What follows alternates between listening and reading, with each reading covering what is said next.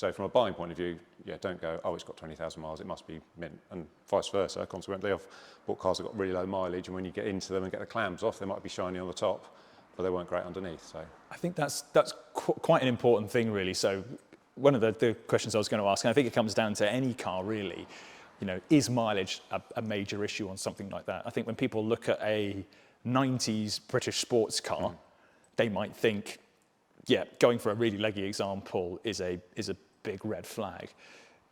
Do they tend to get quite tired after X amount of use, or can it be literally, I've serviced it well over 80, 100,000 miles, it's been looked after, it should therefore be fine?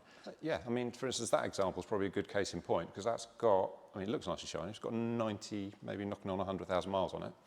But when we bought that, it was from a guy on the forum, he'd obviously gone through, mechanically knew what was what, and it just, you could see by the file of history, and the parts particularly, because he did quite a bit of work himself, that it was done to a nice standard, and all the bits that would have been needed to be done age related, like bushes on this, they're really light on bushes because they're such a light car.